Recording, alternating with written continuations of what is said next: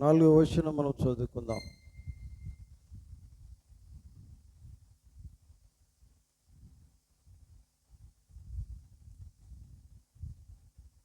దేవుని మూలముగా పుట్టిన వారందరూ లోకమును జయించుదురు. లోకమును జయించిన విజయము మన విశ్వాసమే. యేసు దేవుని కుమారుడు నమ్మవాడు తప్ప లోకమును జయించువాడు మరి ఎవడు? దేవుడితో మాటలు దీవించును గాక. ప్రార్థన చేసుకుందాం. పరిశుద్ధుడా, ప్రేమల తండ్రి, దయగల మా యేసయ్య, మీకు వందనాలు, స్తోత్రాలు. సాయంకాల సమయాన్ని బట్టి మీకు వందనాలు నాయన. తండ్రి, ఇంతవరకు ప్రభా మీ నామమును గణపరిచి ఉండగా తండ్రి, మరి ఈ సమయంలో మీరే ప్రభా రంగమే దిగిరండి నాయన. ఈ సమయంలో మీరందరూ మాతో మాట్లాడండి. మీరే తండ్రి వాక్యం మాకు వినిపించండి ప్రార్థన చేస్తూ ఉన్నాం. తనకి స్తోత్రాలు. చదవబడిన వాక్య భాగాన్ని దీవించండి. మీరే మాట్లాడమని ప్రార్థన చేస్తున్నాం ప్రభా. మరి అల్పుడను బలహీనను ప్రభా, నన్ను మీకు సిల్వ స్టార్ట్ను మరుగు చేయండి. నేను మాట్లాడకుండా మీరు మాత్రమే మాట్లాడండి నాయన. ఎందుకంటే ప్రభా వాక్యము మీది నాయన, మాట్లాడేవారు మీరు కనుక మీరు మాత్రమే మాట్లాడండి. మా హృదయాలను తట్టండి నాయన. తండ్రి, ప్రతి ఒక్కరు కూడా వినగలిగిన విశ్వాసంతో, వినగలిగిన చెవులతో వినట్టుకు నడిపించండి. హృదయంతో గ్రహించే మనసును దయచేయండి. మీకు స్తోత్రాలు ప్రభు. నన్ను మీ స్వాధీనం ఉంచుకునండి. మీరే పరిశుద్ధాత్మ ద్వారా మాట్లాడి వాక్యం ద్వారా మమ్మల్ని బలపరచండి. మీరే మహిమ ఘనత ప్రభావాలు పొందవలసిందిగా ప్రార్థన యేసుక్రీస్తు నామములో అడుగుతూ ఉన్నాం. ఆమేన్. కూర్చుందాం. క్రీస్తునందు ప్రియమైన దేవుని బిడ్డలారా, మీకు అందరికీ ప్రభు అయిన యేసుక్రీస్తు నామములో ఈ సాయంకాల శుభములు కలుగును గాక. దేవుడు మిమ్మల్ని అందరూ కూడా దీవించును గాక. ఆమేన్. హల్లెలూయా. పరిశుద్ధ గ్రంథములో నుండి మనము 1 యోహాను పత్రిక 5వ అధ్యాయము 4వ వచనం మనం చదువుకున్నాం. ప్రియులారా, ఇక్కడ వాక్యము దేవుడు మాట్లాడుతున్నాడు. దేవుని మూలముగా పుట్టిన వారందరూ లోకమును జయించుదురు. లోకమును జయించిన విజయము మన విశ్వాసమే. ఆమేన్. హల్లెలూయా. ఇది వాక్యముల నుండి మనము గత కొన్ని వారాల కన్నా ముందు ఒక వర్తమానం ధ్యానం చేసినాం. మీరందరికీ గుర్తుంటుంది అనుకుంటాను. ఆమేన్.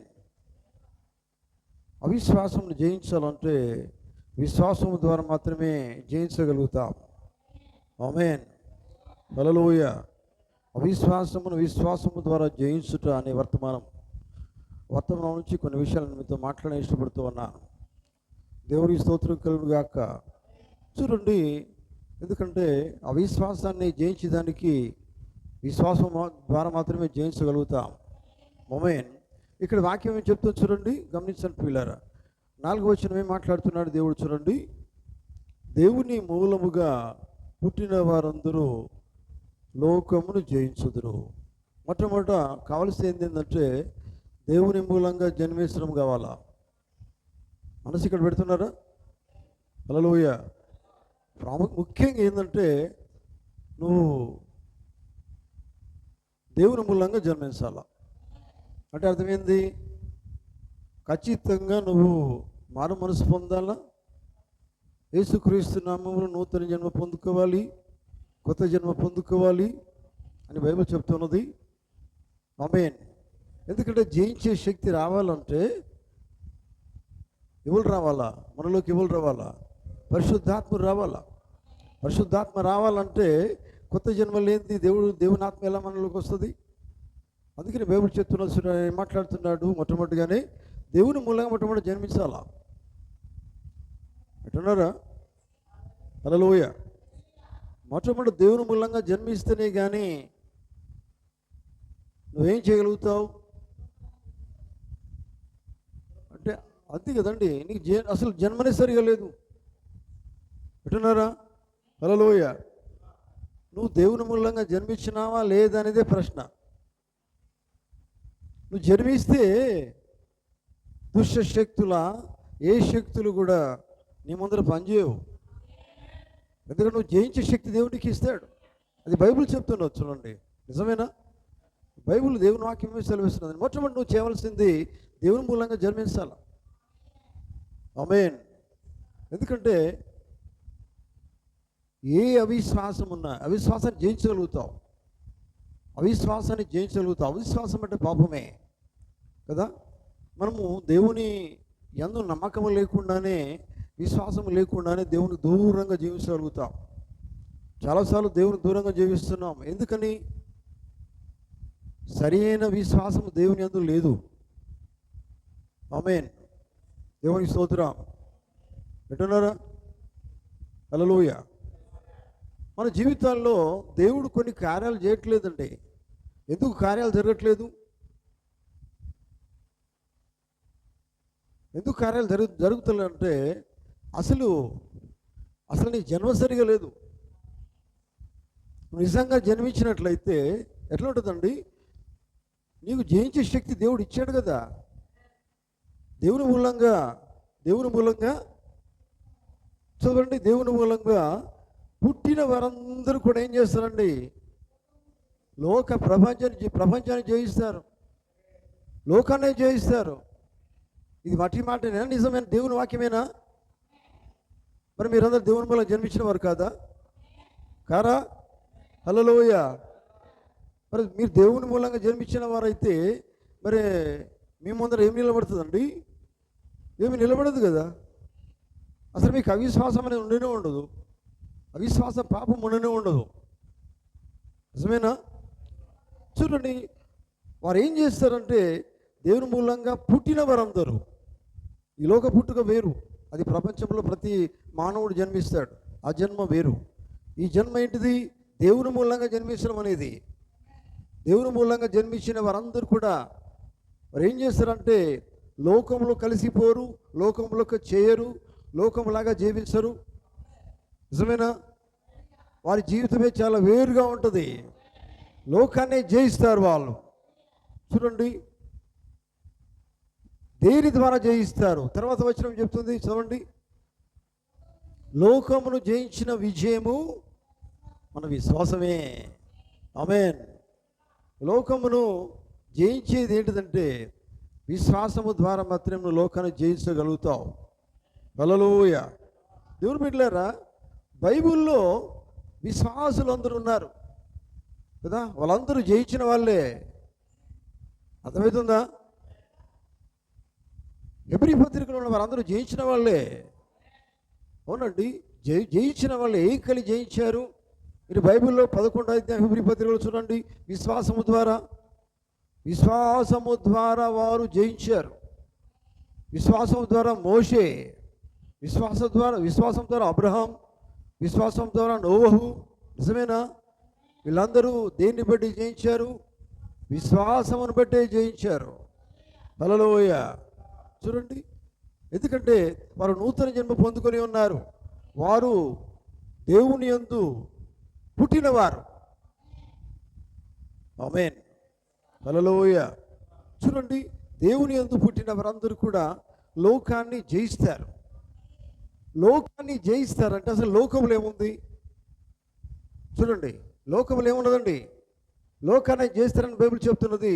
మరి లోకంలో ఏముంది? లోకాన్ని జయిస్తారంటే ఆ లోకంలో ఏముంది? శరీరాశ, నేత్రాశ, జీవపు డంబం. దీన్ని జయించగలుగుతారు. అదే కదా ముఖ్యంగా. ఆత్మ కలిగిన వాడు శరీరాశ గురించి ఆలోచించడు. ఆత్మ కలిగిన వాడు మనస్సు, హృదయం ఎక్కడ ఉంటుంది? ఆత్మ విషయం మీదనే మనసు పెడతాడు. శరీరానుసారాలను మాత్రము శరీర విషయం గురించి ఆలోచిస్తారు. అర్థమైందా? అవునండి. మరి ఎంత డిఫరెంట్ ఉన్నది చూడండి. ఆత్మానుసారికి శరీరానుసారి చాలా డిఫరెంట్ ఉంది. ఆత్మానుసారి నువ్వు జీవిస్తున్నావు అంటే అర్థం ఏంటంటే నువ్వు దేవుని మూలంగా జన్మించినావు. దేవుని మూలంగా జన్మించిన వాడు ఆత్మ మూలంగా జన్మిస్తాడు, ఆత్మ మూలంగా జీవిస్తాడు, ఆత్మను బట్టే జీవిస్తాడు. హల్లెలూయా. దేవునికి స్తోత్రం. హల్లెలూయా. చూడండి, అందుకనే ప్రియులారా, బైబిల్లో మనకు మాదిరిగా ఉన్న వాళ్ళందరూ కూడా లోకాన్ని జయించిన వారే. దేని బట్టి జయించారు? దేని ద్వారా జయించారు? ఏమి కలిగి జయించారంటే విశ్వాసాన్ని బట్టే కదా. విశ్వాసాన్ని బట్టే జయించారు. విశ్వాసం ఏం చేస్తుంది? అసలు విశ్వాసం అంటే ఏంటిది? విశ్వాసం అంటే మనం చాలాసార్లు విన్నాం. విశ్వాసం అనేది నిరీక్షణతో కూడుకున్నది. నిరీక్షించబడి వాటి యొక్క నిజ స్వరూపము, లేనివి ఉన్నవన్నట్టు రుజువు అన్నాడు ఆయన. నిజమేనా? లేనివి నమ్ముతుంది విశ్వాసం అనేది కదా. లోకానికి కనబడింది నమ్ముతుంది. హల్లెలూయా. దేవుని నమ్ముతుంది, దేవుని వాక్యాన్ని నమ్ముతుంది, దేవుడు చెప్పింది నమ్ముతున్నది. దేవుడు చెప్పింది సత్యమని నమ్ముతుంది, దేవుడే సత్యమని నమ్ముతున్నది. హల్లెలూయా. దేవునికి స్తోత్రం కలుగును గాక. కనుక దేవుని బిడ్డలారా చూడండి, గమనించండి.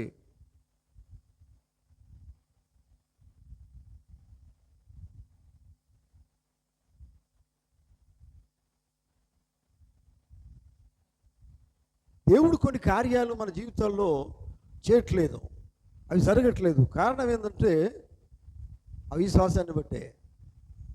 అర్థమైందా? అవునండి, వింటున్నారా? మనం ఎన్నో కార్యాలు జరుగుతలేవు ప్రభా అని మనం అనుకుంటాం. కారణం ఏంటి తెలుసు? అవిశ్వాసమే.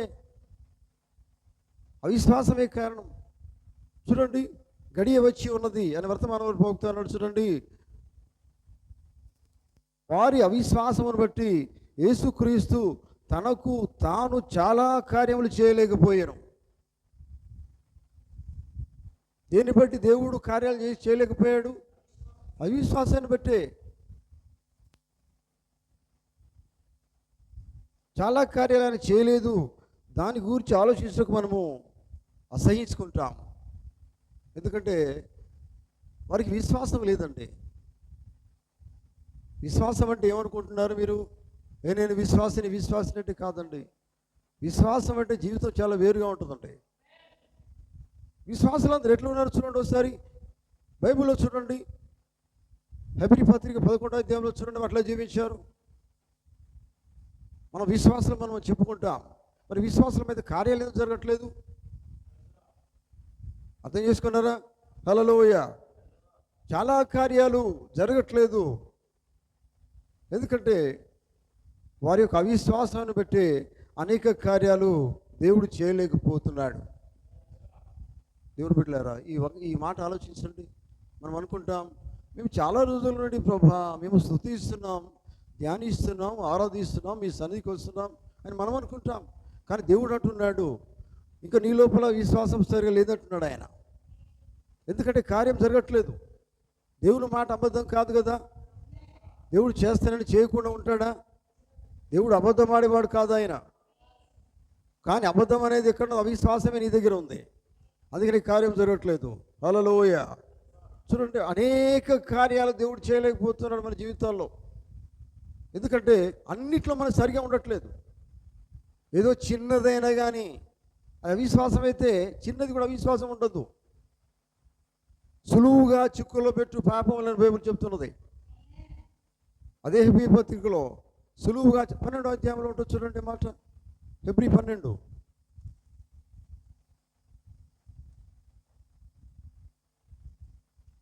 హెబ్రీలకు రాసిన పత్రిక 12వ అధ్యాయంలో చూడండి.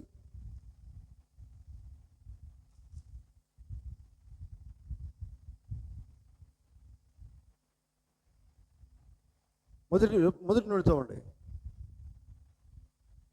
ఇంత గొప్ప సాక్షి సమూహము మేఘము వలె మనలను ఆవరించి ఉన్నందున మనము కూడా ప్రతి భారమును సులువుగా చుక్కలు పెట్టు పాపమును విడిచిపెట్టి ఏం చేయాలండి?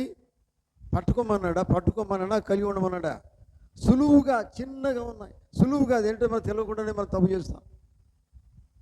చాలా సింపుల్గా ఇది కాదండి, ఈ సింపుల్గా ఏం కాదు అనుకుంటాం కదా. మనకు మనం అనుకుంటాం, దేవుడు అనుకోడు. చిన్న తప్పు తప్పే, నిజమేనా? చిన్న తప్పు అవిశ్వాసం పుట్టగా తప్పు చేస్తున్నావు కదా. దేవుని యందు నిజంగా నమ్మకం పడి తప్పు ఎందుకు చేస్తావా? తప్పంటే ఏంది? మీరు అనవచ్చు తప్పండి, మేము వాళ్ళు తిట్టట్లే కదండి అని మీరు అనొచ్చు. తిట్టుడు కాదు, దేవుడు చెప్పినట్టు చేయకపోవడమే పాపం. అవిశ్వాసం బట్టి పాపం కాదా? సమస్తమైన విశ్వాసాన్ని మనం జయించాలంటే దేని ద్వారా జయించగలుగుతాం? విశ్వాసం ద్వారా మాత్రమే. విశ్వాసం ఎక్కడ ఉండాలి? దేవుని యందు ఉండాలి. విశ్వాసం ఉన్నప్పుడు ప్రతిదీ నువ్వు జయించగలుగుతావు. విశ్వాసం ఏం చేస్తుందంటే ఎంత దూరమైందా కానీ నువ్వు చేయలేని దాన్ని కూడా చేసేటట్టుగా నిన్ను వాక్యం వైపు నడిపిస్తుంది. ఆమేన్. అక్కడ ఏమన్నాడు చూడండి, ప్రతి భారమును సులువుగా చిక్కులో పెట్టు పాపమును దాన్ని విడిచిపెట్టమన్నాడు. ఇక్కడే ఉన్నది మనకి ప్రాబ్లం. దాన్ని మనం ఏం చేస్తామంటే మనకు తెలియకుండానే చిన్నదే కదండి, దేవుడు ఏం కాదు అని మనం అనుకుంటాం. చిన్నదే కదా అనుకుంటాం. చిన్నదే దేవుడు చూస్తాడండి. మీకు తెలుసు కదా, దేవుడి భక్తి ఏమన్నాడండి, మన రెప్పగొట్టడం అనేది ప్రపంచంలో ఒక ఈగ ఎన్నిసార్లు రెప్పలు కొడుతుందో, ఒక దోమ ఎన్నిసార్లు రెప్పలు కొడుతుందో దేవుడు లెక్కిస్తాడట. అర్థమైందా? అటువంటప్పుడు మరి మన సులువుగా చిన్న తప్పు చేసిన దేవుడు లెక్క పెడతాడండి. మరి దేవుడి కార్యం జరగకపోవడానికి కారణం ఏంటిది? చిన్న విషయంలో అవిశ్వాసం ఉన్నది మనకి. హల్లెలూయా. అందుకని సులువుగా చిక్కులు పెట్టు పాపమును విడిచిపెట్టి ఏం చేయాలి? విశ్వాసమునకు కర్త అయిన దేవుడికి స్తోత్రం. హల్లెలూయా. విశ్వాసమునకు కర్తయు దాన్ని కొనసాగించువాడునైనా యేసు వైపు చూచుచు. మనం ఏంటి చూడాలి? అవునండి, ప్రతి దాని విషయంలో దేవుని వైపు చూడాలా అని బైబిల్ చెప్తున్నది. విశ్వాసమును కర్తయు దాన్ని కొనసాగించువాడునైనా యేసు వైపు చూచుచు మన ఎదుట ఉంచబడిన పందెములో ఓపికతో పరిగెత్తుతాము. దేవునికి స్తోత్రం. హల్లెలూయా. ప్రవక్త ఏమన్నాడు తెలుసా? మనం ఎక్కడున్నామంటే యుద్ధరంగంలో ఉన్నామన్నాడు ఆయన. దేవునికి స్తోత్రం. యుద్ధరంగంలోకి పోయినప్పుడు సైనికుడు ఎలా ఉంటాడు? ఏం చేయాలి? సైనికుడు అనేటిది, సైనికుడిగా మనం ఉన్నప్పుడు ప్రతి ఒక్కడు సైనికుడే. నిజమేనా? మనం అందరం సైనికులమైతే సైనికులు ఏం చేస్తారండి? ఊరికేనే పోరు కదా యుద్ధరంగంలోకి. ఏం కలిగిపోతారు? ఆయుధాలు ధరించుకొని పోతారు కదా. అవునండి. బ్రతుకుడు క్రీస్తే, చావైతే లాభం. చనిపోయిన క్రీస్తే అన్నట్టుగా మనం యుద్ధరంగంలోకి పోవాలా. అర్థమైందా? హల్లెలూయా. దీనికి ముందుగా ఇప్పుడు మనం వినే వర్తమానం ఇంతకుముందు ఒకసారి విన్నాం, చాలా రోజుల కింద, అంటే దాదాపు 2 నెలల కింద అనుకుంటాను. అయితే అందులో మనం విన్నాం కొన్ని విషయాలు. ఏంటంటే దానికి కొన్ని సూత్రాలు ఉంటాయి కదా. యుద్ధరంగంలోకి పోవాలంటే ప్రతిదానికి కొన్ని ఇన్స్ట్రక్షన్స్ ఉంటాయి, దాన్ని మనం పాటించాలా. ఇప్పుడు మామూలుగా పందెపు రంగంలో పోయినప్పుడు దానికి ఇన్స్ట్రక్షన్స్ ఉంటాయి. నిజమేనా? అందరూ ఎట్లా పోవాలో, ఎక్కడ ఆగాలో, ఎట్లా రన్నింగ్ చేస్తున్నారో, రన్నింగ్ అనే పందెంలో దానికి కొన్ని ఇన్స్ట్రక్షన్స్ ఉంటాయి. దాన్ని వాళ్ళు ఫాలో కావాలా. నిజమేనా? హల్లెలూయా. ఇక్కడ ఏమన్నాడంటే ఆయన చూడండి, మన ఎదుట ఏం ఉంచబడింది? మన ఎదుట ఉంచబడింది ఏంటిది? అది రంగము, పందెపు రంగం. పందెపు రంగం అంటే దేవుడు నమ్ముకొని కూర్చున్నాడు కాదండి. పందెపు రంగం అంటే ఏంటి? పోటీలో గెలవాలా. ఆమేన్. అంటే రోజు ఒక పోరాటమే, ప్రతిదినం పోరాటమే. ఈ పోరాటంలో నువ్వు ఏం చేయాలి? ఓడిపోడు కాదు, గెలవాలా. ఇప్పుడు చూడండి, మనము వినే వర్తమానంలో అవిశ్వాసం జయించేది ఏంటిది? విశ్వాసమేనా? విశ్వాసం ద్వారా జయించవచ్చు. అయితే జయించాలంటే అక్కడ ఒక పోరాటం ఉండాలి. అర్థమవుతుందా?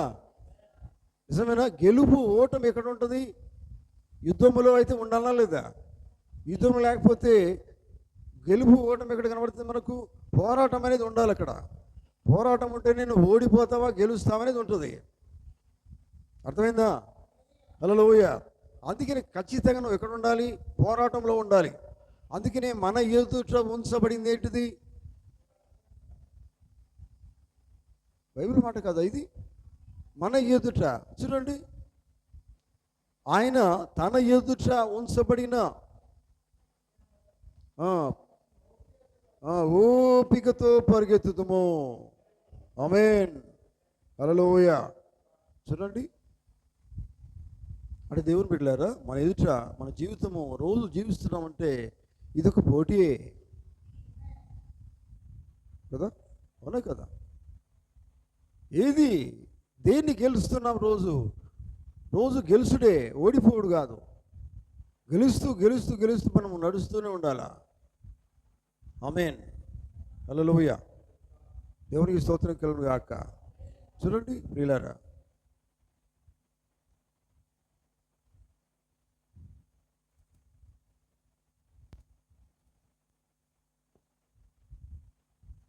మనం రక్తహీనత కలిగి ఉన్నామని పోగుతుంటాడు. రక్తహీనత కలిగి ఉంటే మామూలు ఎట్లా ఉంటారండి?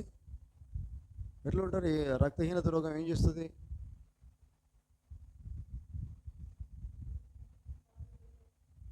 అంటే బలం ఉండదు, వారికి శక్తి ఉండదు, బలం ఉండదు. సంఘం అనేది ఒక రక్తహీనత కలిగి ఉన్నప్పుడు బలంగా ఉండదు. దేవుని స్తోత్రం. రక్తం అనేది కావాలా? రక్తం అంటే ఏంటిది? రక్తం అంటే ఏమై ఉన్నది? రక్తం ప్రాణం కదా, రక్తం జీవం కదా. రక్తము నుంచే కదా మనం జీవం పొందుకున్నాం. హల్లెలూయా. కనుక చూడండి, సంఘం చాలా రక్తహీనత కలిగినప్పుడు ఎట్లా ఉంటుందంటే అది ఓడిపోయే స్థితిలో ఉంటుంది. బలమైనది ఉండదు. బలమైన సంఘంగా ఉండాలి. బలమైన సంఘంగా ఉండాలంటే ఆత్మీయంగా బలం పొందుకొని ఉండాలా. ఆమేన్. చూడండి, ప్రతి ఒక్కరిని కదిలించే రీతిగా ప్రతి ఒక్క విశ్వాసి ఉండాలి. ప్రతి ఒక్కరు విశ్వాసం ఎట్లా ఉండాలంట? ప్రతి ఒక్కరిని కదిలించే రీతి ఉండాలా. ఎట్లా కదిలించాలా? దేన్ని బట్టి కదిలించాలా? విశ్వాసాన్ని బట్టి. అవునండి, యుద్ధమే విశ్వాసంతోటే కదా, జయించేదే విశ్వాసం ద్వారా కదా. హల్లెలూయా. ఒక వ్యక్తిని నువ్వు కదిలించాలి, సంఘాన్ని నువ్వు కదిలించాలి, నువ్వు చివరి దేశాన్ని కదిలిస్తావు. ఆమేన్. చూడండి, గొప్ప బలమైన విశ్వాసమును కలిగి ఉన్నప్పుడు ప్రతి దాన్ని కదిలిస్తూ ఉంటావు. ఆమేన్. అర్థమవుతుందా? అంటే కదిలించడం అంటే నువ్వు ఎట్లా ఉంటావు అంటే వారి జీవితాలు, నీ జీవితాన్ని బట్టి, నువ్వు కలిగి ఉన్న విశ్వాసాన్ని బట్టి, నువ్వు ప్రతిదాన్ని జయిస్తున్న నీ జీవితాన్ని బట్టి వారి జీవితాలు కదిలించబడతాయి. అబ్బా, నిజమైనట్టు రీతిగా ఇది ఇట్లా నేను కూడా ఈ రీతిని జీవించాలా అనే రీతి మన జీవితము కలిగి ఉండడానికి అది ఉపయోగపడుతుంది. ఆమేన్. ఒక్కరిని మనం కదిలించే రీతి మన జీవితం ఉండాలా. అంటే అర్థమైంది, మన బలహీనంగా ఉంటే ఇంకొని బలపరచలేము. నిజమేనా? నువ్వు ఎలా ఉండాలి? మొట్టమొదటిగా నువ్వు బలంగా ఉండాలి. నువ్వు బలమైన వాడిగా ఉంటే బలహీనుని ఏం చేస్తావు? బలహీనుని బలపరుస్తావు. బలహీనుగా నువ్వే ఉంటే నువ్వు ఎలా బలపరుస్తావు? బలపరచలేవు. నువ్వు బలపరచాలని మటు నువ్వు బలం కలిగి ఉండాలి. దేవునికి స్తోత్రం. ఏ బలం కలిగి ఉండాలి? దేవుని వాక్యం అనే బలం. ఆత్మీయను బలం పొందుకొని ఉండాలి. ఆత్మీయ శక్తి పొందుకొని ఉండాలి. దేవునికి స్తోత్రం. జయించే శక్తి పొందుకొని ఉండాలి.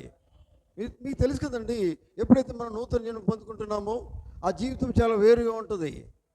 నిజమేనా? నూతన జన్మ పొందుకున్నప్పుడు దేవుని ఆత్మ నీలో దిగి వస్తుంది. దేవుని ఆత్మ కలిగి జీవిస్తావు. దేవుని ఆత్మ నీలో ఉంటుంది. దేవుని ఆత్మనే ప్రతి వాడిని కదిలిస్తుంది.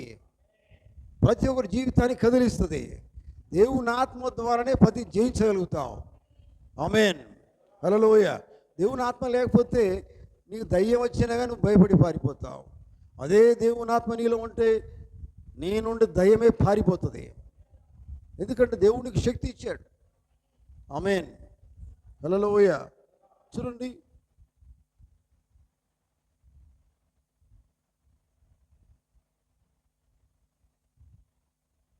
మన జీవితంలో మనం ముందుకు వెళ్ళకుండా చిన్న చిన్న విషయాలు మనలను పరుగెత్తనీయకుండా ఆపేస్తున్నాయి. అర్థమవుతుందా? చిన్న చిన్న విషయాలను మన జీవితాల్లో ఏం చేస్తున్నాయట? ముందుకు సాగనివ్వకుండా అవి ఏం చేస్తున్నాయి? ఆపేస్తున్నాయి. అది ఎవరి జీవితాల్లో ఉన్నాయో వారికే తెలుసు. నిజమేనా? మీ జీవితాల గురించి ఆలోచించండి. ఏవి నేను ఆపేస్తున్నాయి ముందుకు కదలకుండా? ఒకసారి ఆలోచించండి. అది చిన్నదైనా కానీ, సులువుగా చిన్నగా ఉన్నా కానీ నేను ఆపేస్తున్నది గుర్తు చేసుకో. ఏదో నేను ఆపేస్తుంది ముందుకు కదలకుండా, వెళ్ళకుండా. హల్లెలూయా. చూడండి, అది నేను ఆపేస్తున్నది కనుక నువ్వేం చేయాలంటే, ఎక్కడ ఏది నేను ఆపేస్తున్నదో, ఏది నీకు అడ్డంగా ఉన్నదో పట్టుబడి దాన్ని జయించు. ఆమేన్. ఏది నేను అడ్డగిస్తున్నదో అది అవిశ్వాసమా? అవిశ్వాసమే పాపం కదా. ఏ ఆలోచన నేను అడ్డగిస్తున్నదో, నీ సొంత ఆలోచన నేను అడ్డగిస్తున్నదా, దాన్ని నువ్వు ఏం చేయాలి? నువ్వు దాన్ని అడ్డగించు, నువ్వు దాన్ని జయించు. ఆమేన్. మీకు తెలుసు కదండి, విశ్వాసం ఏం చేస్తుందండి? విశ్వాసం ఏం చేస్తుంది? రోగం పోవాలంటే విశ్వాసం అవసరం లేదా? రోగాన్ని జయించదా? హల్లెలూయా. నిజమేనా? నమ్ముట నీ వలనైతే అని చెప్పలేదా దేవుడు? నమ్ముట అంటే విశ్వాసం కదా. నమ్ముట నీ వలనైతే, నమ్ము ప్రతివానికి ఏంటిది? కొంచెం కాదు, సమస్తము సాధ్యమే. సాధ్యం అంటే అర్థం ఏంటిది? అది జయం కాదా? సమస్తమే జయం కాదా? అవునండి, అది సమస్తమే నీకు జయం ఉన్నది. ఎందుకు? నువ్వు నమ్మితే. నమ్మకపోతేనే అపజయం. నువ్వు నమ్ముతలేవు, దేని జయించలేకపోతున్నావు. కానీ అంటున్నాడు, దేవుని మూలంగా పుట్టిన వారందరూ దేని జయిస్తారు? లోకాన్ని జయిస్తారు అన్నాడు ఆయన. హల్లెలూయా. ఎందుకంటే నువ్వు విశ్వాసం నీలో ఉన్నది కనుక నువ్వు ప్రతి జయిస్తావు. ఆమేన్. విశ్వాసం లేకుండా నువ్వు దేన్ని జయించలేవు. అవిశ్వాసిగానే మిగిలిపోతావు. అవిశ్వాసం అంటే అర్థం ఏంటిది? పాపమే. నువ్వు పాపిగానే మిగిలిపోతావు.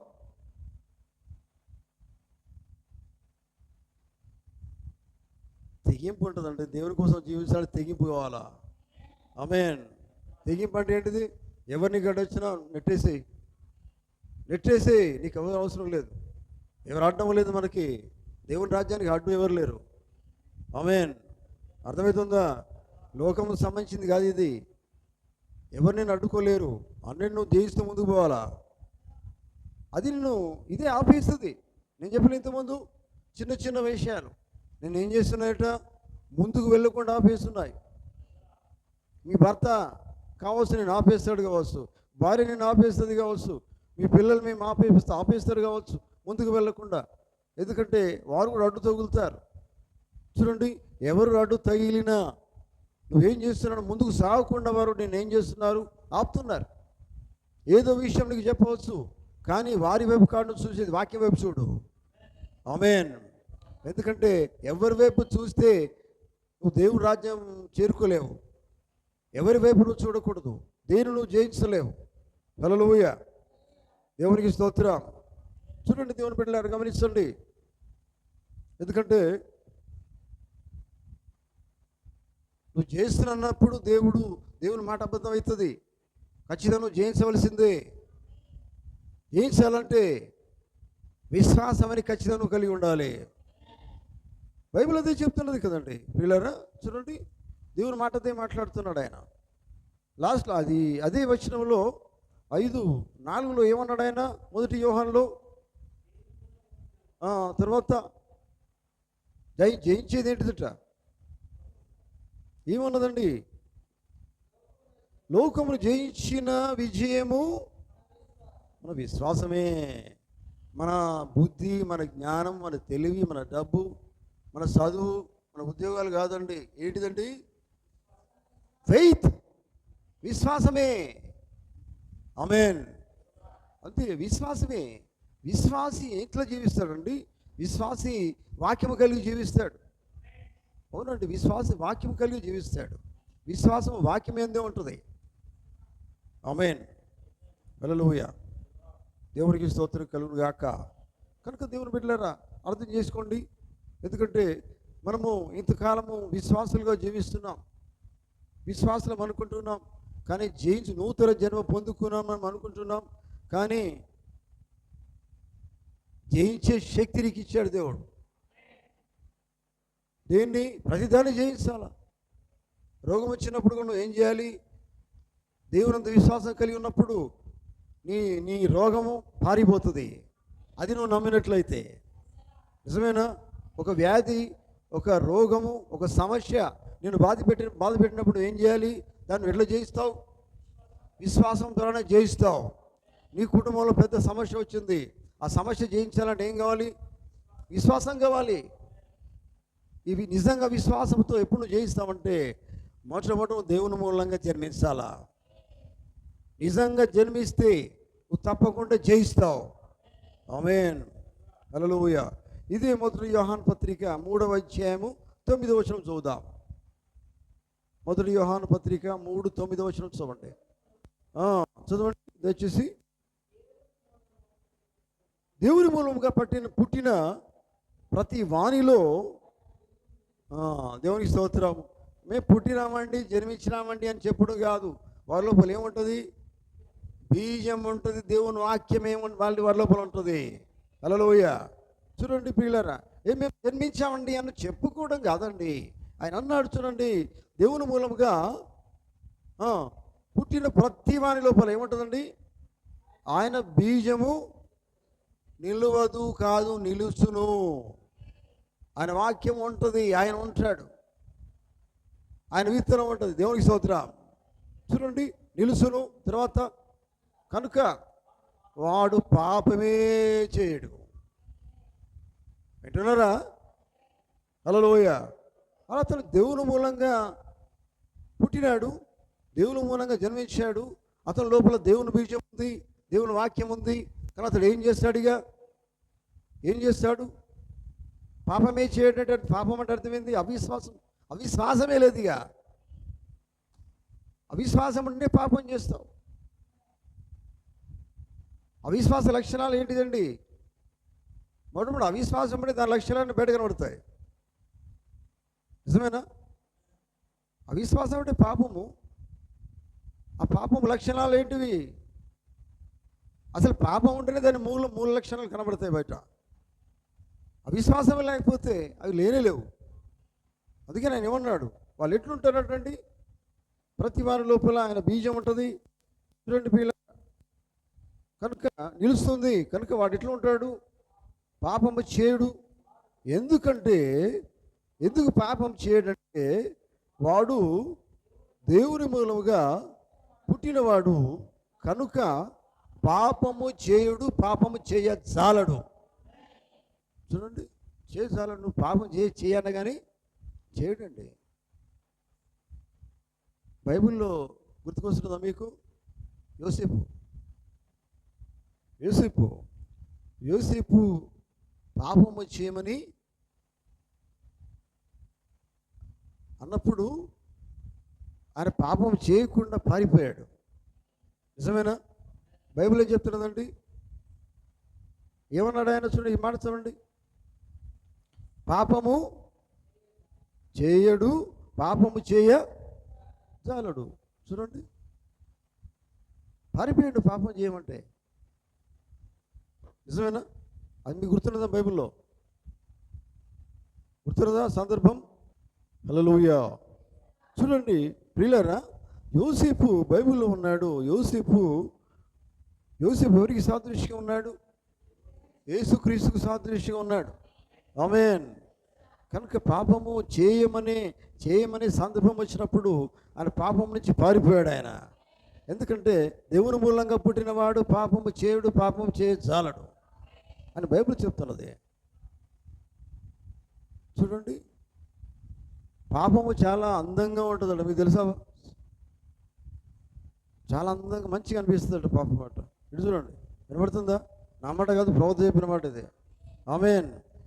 వాళ్ళ పాపం చేసిన చాలా మంచిగా అనిపిస్తుందట. ఉన్నారు అట్లా లేరుగా ఇక్కడ. హల్లెలూయా.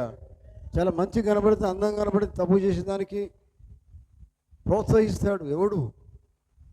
సాతాను ప్రోత్సహిస్తాడు. కానీ దేవుడు వద్దన్నది సాతాను చేయమంటాడు.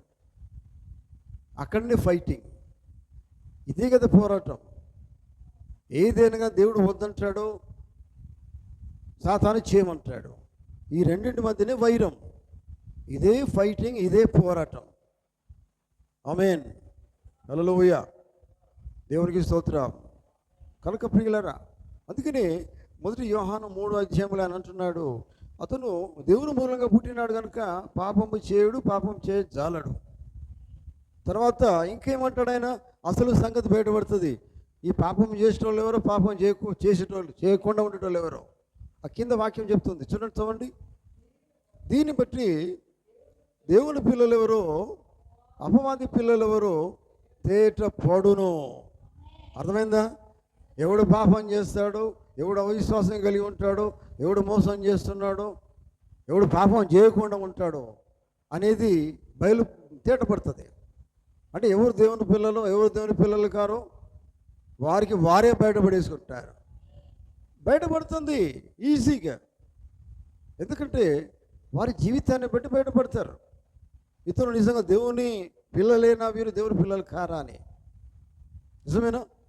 అర్థమవుతుందా? హల్లెలూయా. ఎందుకని దేవుని మూలంగా పుట్టిన వాడు ఎప్పుడు కూడా పాపము చేయడు, పాపం చాలడు. హల్లెలూయా. అవిశ్వాసి కాడు, అవిశ్వాస లక్షణాలు లేవు.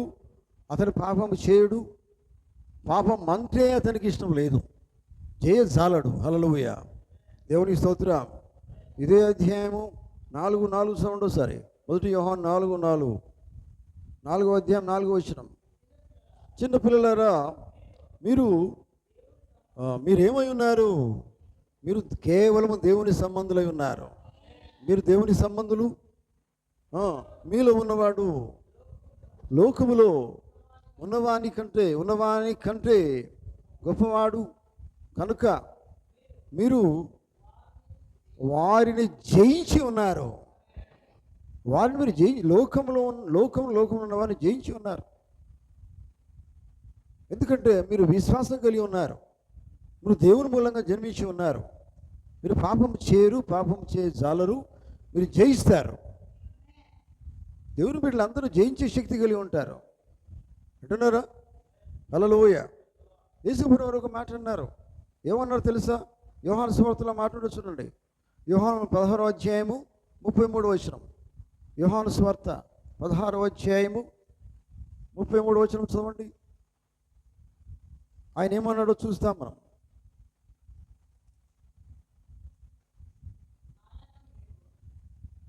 పదహారవ వచనము, 16వ అధ్యాయము 33వ వచనం చదవండి.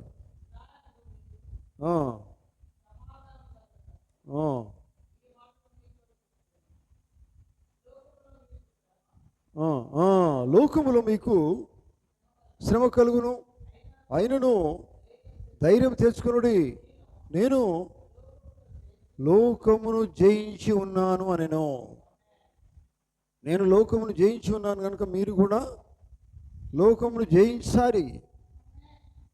ఎందుకంటే దేవుడు కూడా చేస్తే దేవుని పిల్లలు కూడా చేస్తారా? వింటున్నారా? ఇది చూడండి, దేవుడు ఏది చేస్తాడో ఆయన పిల్లలు అదే చేయాలి. ఆమేన్. దేవుడు లోకాన్ని జయించాడు. నువ్వు ఆయన బిడ్డవైతే, ఆయన కుమార్తె అయితే నువ్వు కూడా లోకాన్ని జయించాలి. నిజమేనా? ఆయన లోకాన్ని ప్రేమిస్తాను మళ్ళీ దేవుని బిడ్డలంటే అది కుదరదండి. ఖచ్చితంగా లోకాన్ని జయించాల. ఆమేన్. మీకేమవుతుందంటే లోకం మేము శ్రమ పెడుతుంది. ఆయన ఏమన్నాడు? లోకములో మీకు శ్రమ కలుగును, అయినను మీరు ఎట్లా ఉండాలి? ధైర్యంగా నిలబడండి. శ్రమలు వచ్చినప్పుడు ధైర్యంగా నా కోసం నిలబడండి. ధైర్యం తెచ్చుకోండి. చూడండి, ఎందుకంటే మీరేం భయపడకండి. నేను ఎట్లా జయించాను, నా పిల్లలు మీరు, నేను మీలో ఉన్నాను. లోకంలో ఉన్నవాని కంటే మీలో ఉన్నవాడు గొప్పవాడు అన్నారు. ఆ గొప్పవాని నేనే అన్నాడు ఆయన. నేను మీలో ఉన్నాను కనుక మీరు కూడా నా వల్ల జయిస్తారు. నేను లోకాన్ని జయించాను, మీరు కూడా లోకమును జయిస్తారు. ఎందుకంటే మీరు నా యందు విశ్వాసం కలిగి ఉన్నారు. విశ్వాసమే జయించేది. ఆమేన్. మోసాన్ని జయించాలంటే విశ్వాసమే జయిస్తుంది. పాపాన్ని జయించాలని విశ్వాసమే చేస్తుంది. ఎందుకంటే ఒక శక్తి పొందుకోవాలంటే విశ్వాసమే పొందుకుంటుంది. ప్రార్థన చేయాలన్న విశ్వాసం కావాలా. హల్లెలూయా. కనిపెట్టుకోవాలని ఏం కావాలి? విశ్వాసం కావాలా. హల్లెలూయా. మేడగదిలో 120 మంది కూడుకున్నారు. వారు కనిపెట్టుకున్నారంటే ఏమి కలిగి కనిపెట్టుకున్నారు? విశ్వాసం కలిగి కనిపెట్టుకున్నారు. విశ్వాసంతో వారు లోకాన్ని జయించారు. దేవుని కోసం కనిపెట్టుకున్నారు.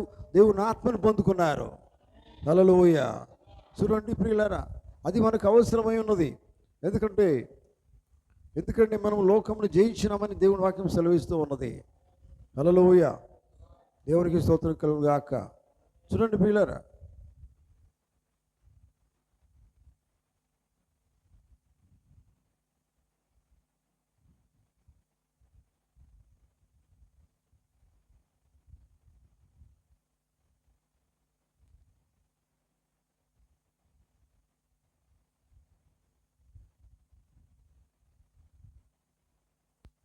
జీవము లేనిది ఏదైనా కూడా అది ఏమవుతుందంటే మృతమే.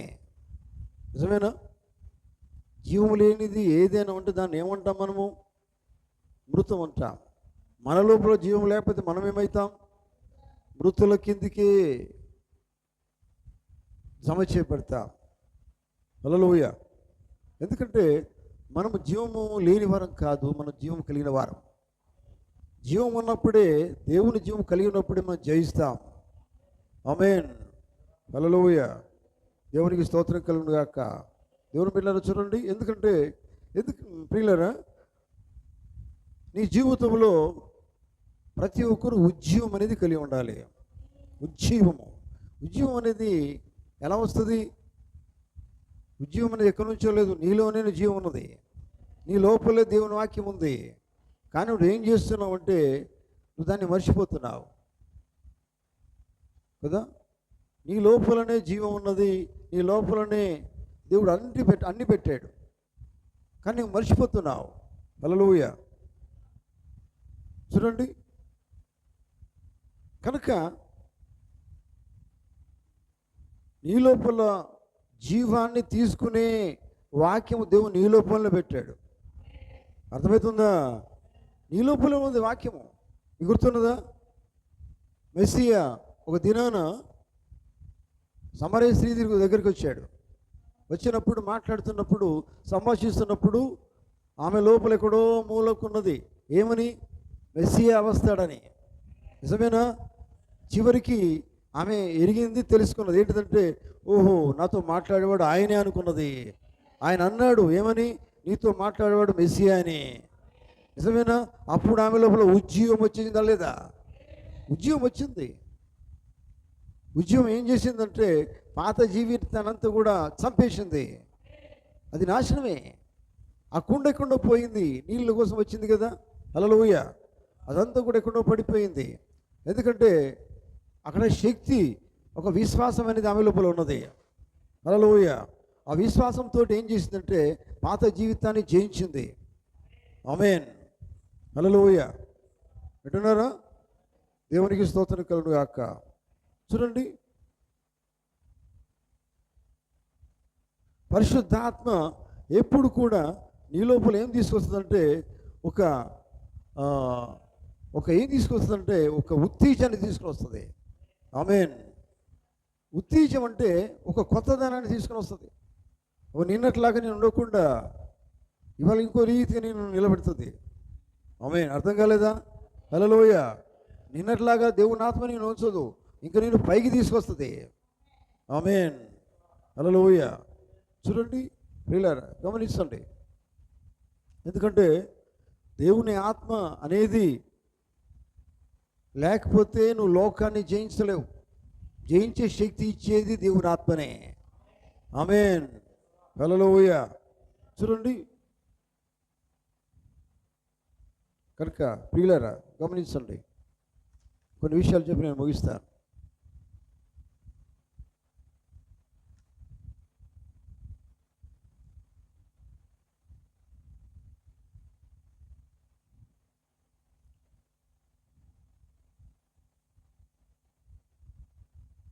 జాగ్రత్త వినండి.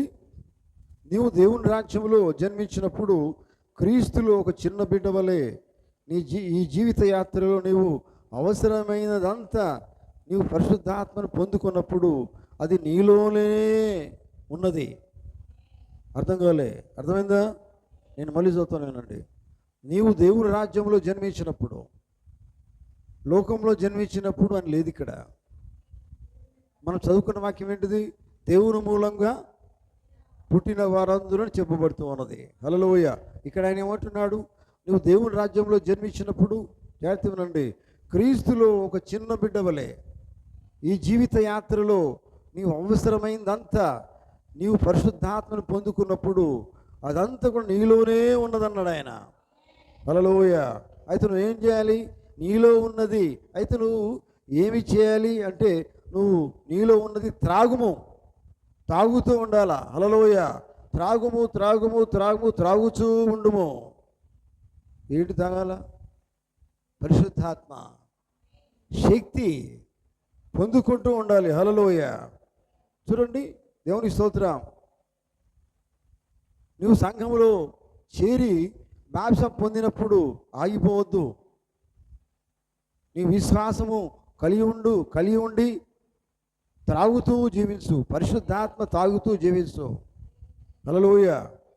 దేవుని స్తోత్రం. పరిశుద్ధాత్మ యొక్క ప్రత్యక్షత అనేది నువ్వు పొందుకుంటూ జీవించు. దేవుని స్తోత్రం. సంఘంలో జీవించరు కాదు కానీ దేవునిలో జీవించు. ప్రజలో సంఘములో రావడము సంతోషమే. దానికంటే సంతోషం ఏంది? దేవునిలో జీవించడం చాలా సంతోషము. హల్లెలూయ. చూడండి, దేవుని స్తోత్రం. అర్థమవుతుందా? హల్లెలూయ. కనుక ప్రియులారా, చూడండి, గమనించిన అర్థం చేసుకోండి.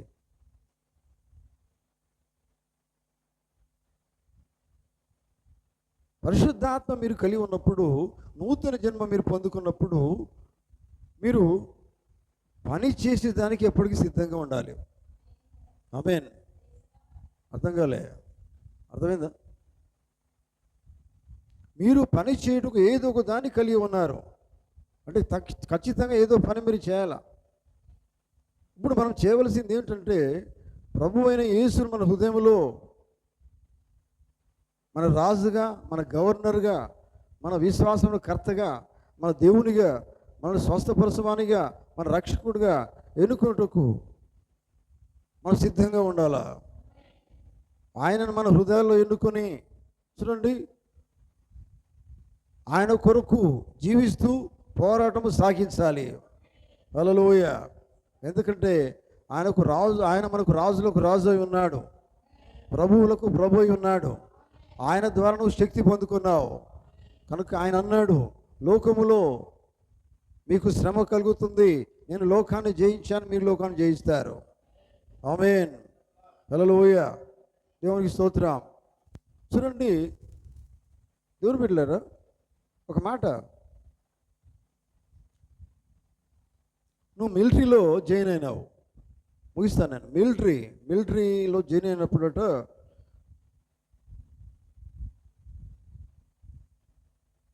మిలిటరీలో పోయినప్పుడు మిలిటరీ యూనిఫామ్ వేసుకోవాలా.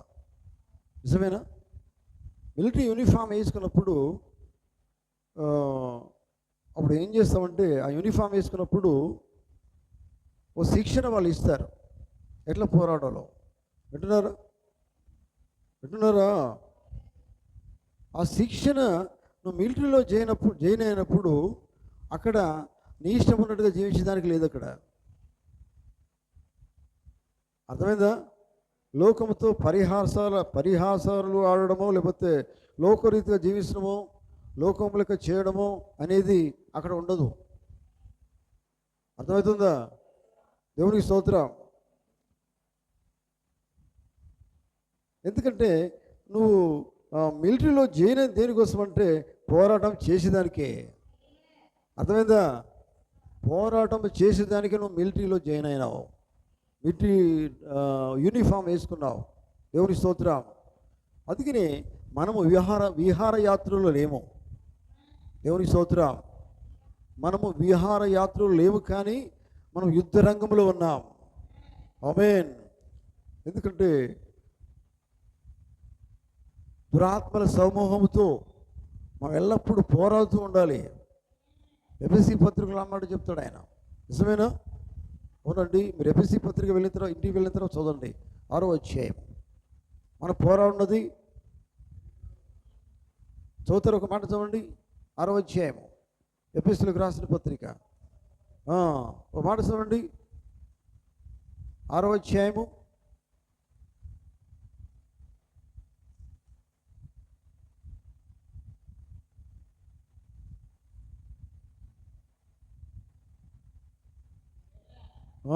ఏలైనా 8వ వచనం చెప్పండి. 12వ వచనం చూడండి. ఏలైనగా మనము పోరాడున్నది శరీరులతో కాదు, కానీ ప్రధానులతోనూ అధికారులతోనూ ప్రస్తుత అంధకార సంబంధులకు లోకనాథులతోనూ ఆకాశ మండలమందున దురాత్మల సమూహములతోనూ పోరాడుతున్నాము. అందుచేత మీరు ఆపద దినమందు వారిని ఎదిరించుటకు సమస్తమును నెరవేర్చిన వారై నిలువబడుటకు శక్తిమంతులగునట్లు దేవుడిచ్చు సర్వాంగ కవచమును ధరించుకొనండి. ఏంటి దేవుడిచ్చే సర్వాంగ కవచము? నిజమేనా? దేవుడిచ్చే సర్వాంగ కవచం ఏదో కాదు, అది దేవుని వాక్యమే. అవునండి, అది మీరు ధరించుకోవాలా. నిజమేనా? నూతన జన్మ పొందుకున్నప్పుడు మీరు ఏం ధరించుకున్నారో తెలుసా? నూతన జన్మ పొందుకున్నప్పుడు మీరు క్రీస్తును ధరించుకున్నారు. మీరు క్రీస్తును ధరించిన వారై